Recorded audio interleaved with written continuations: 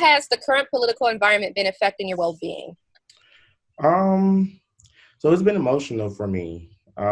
Just as a Black person and then in LGBT as an LGBT person also. It's been emotional. I went to the protest down here in Miami. There was a scene where we all were marching and then we all kneeled to the ground. This guy kind of came in a circle and he did like I think it's called like a wheelie with his bike. And then two girls with big afros started burning sage over the crowd. And so it just got really emotional. I've never seen anything like that. And just to be a part of it, we were marching through the city, we blocked the highway, and then you see different people, like bike gangs, they came out in support of us. It was just emotional for me as a person because I'm kind of out there and I'm just like, wow, this is really all for me as a person.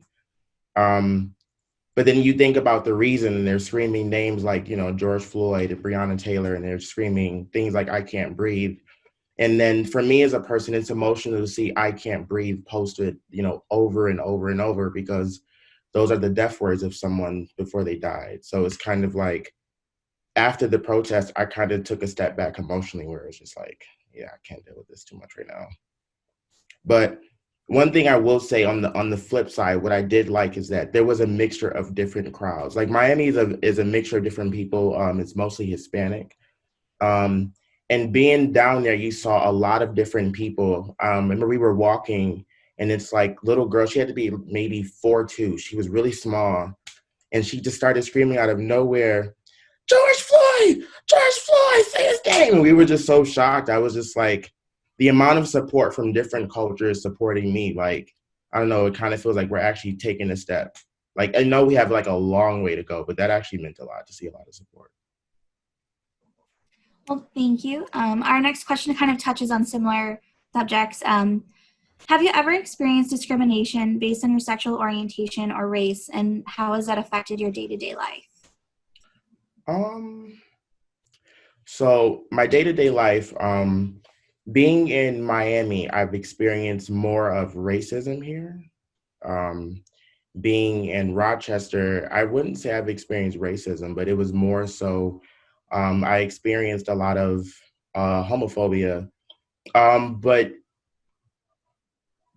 kind of dealing with that, I met like six other people. So it was kind of like seven of us. We called ourselves the Seven Deadly Sisters. Um, all of us kind of went by different names. And we were really, really, I won't say a rowdy crowd, but we really protected one another. We made sure that we fought in the sense that we had to protect, each other, protect different things that, we wanted to do. A lot of them wanted to wear hair, but the presentation for a man with, weave and no breast, got us into a lot of fights, but we actually had to protect ourselves. And so as I grew up and, now that I'm older, a lot of us, we still talk and we still have conversations.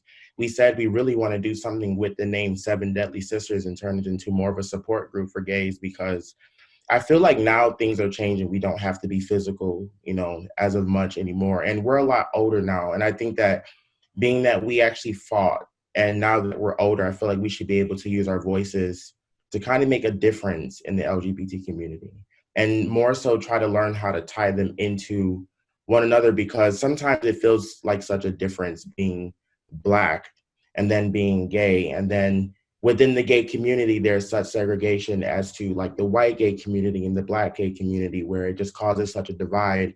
And so then it goes back to the question number one, where it's just like, you know, it's just like as far as the political, you just get very emotional as far as everything goes because it's just you feel like at no point, no one supports you as a person. Who is your favorite creative influencer and why? And do you feel like their work has an impact on what you produce? If so, how? Yeah, I have three. Okay. I actually had this conversation today. I said I have Beyonce because she makes me feel like a strong Black woman. I said Lana Del Rey because if it was not for Lana Del Rey, I would have never moved here. Um, and then Sabrina Claudio because just the way she sings and just her body and how she sings about it and just her music, the way she writes, it makes me feel like my body is powerful and to the point where it's just like, it's more so like my body is beautiful, it's for show, it's not to share though. And I just love that those three in combination, I'm kind of like, I don't know, they just kind of teach me to be like, oh, here. I don't know. I just love them as artists, especially Beyonce. Okay.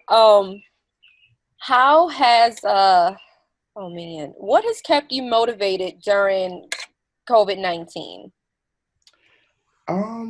More so getting to know myself, like just taking these opportunities to understand me as a person. Like I just turned 30, so just wanting to figure out who I am as a person, where I've grown, why I'm here, if I still want to be here, what I want to continue doing with myself.